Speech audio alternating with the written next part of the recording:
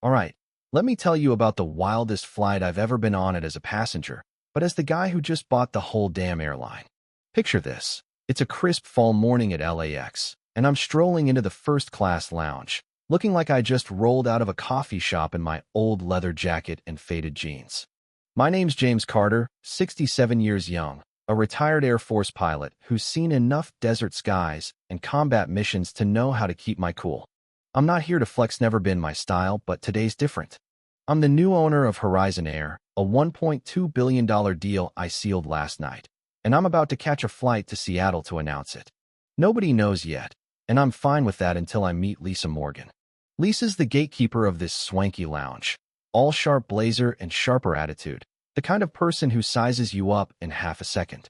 I hand her my boarding pass, give her a nod, and say, "Morning, here's my ticket." She barely looks at me, just flicks her eyes over my jacket like it's some thrift store reject. Then she smirks, holds my pass like it's got cooties, and says, "Sir, this lounge is for first class only. This ticket's no good." I'm thinking, okay, lady, let's try this again.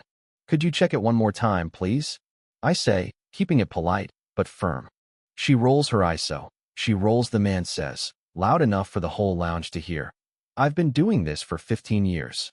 I know a fake when I see one." Then, with this dramatic little flourish, she rips my boarding pass in half. The sound cuts through the room like a gunshot. Gasps everywhere. A guy in a suit pulls out his phone, probably smelling a viral moment. I don't flinch. I've faced worse than a power-tripping attendant tried dodging missiles in an F-15. But the room's buzzing now, whispers flying. "Did she just tear up his ticket?" An older lady mutters. Lisa's standing there, all smug, saying, "Please leave, or I'll call security." I could have clapped back, but I don't.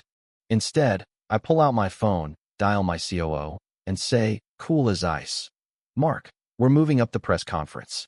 30 minutes after we land. And yeah, we might need to rethink Horizon Air's whole vibe." The lounge goes dead silent. Lisa's face? White as a sheet. Someone nearby whispers, "Wait, is that the owner?" And the whole place erupts in murmurs.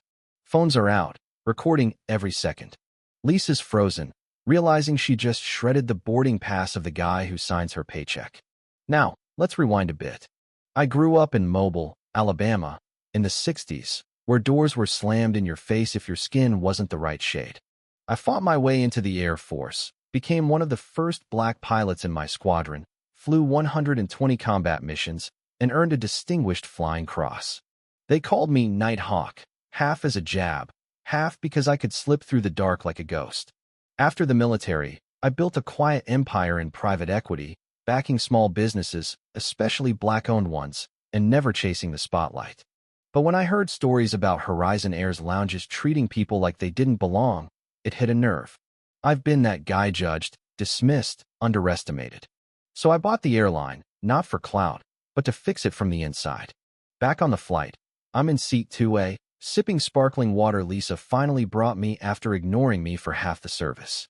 The cabin's tense. Passengers are sneaking glances, some filming on the sly. A kid across the aisle whispers to his grandma, "That's the guy who owns the plane." Lisa's moving like she's on autopilot, but you can tell she's rattled. I don't say a word. I don't need to. My power's not in yelling, it's in what's coming.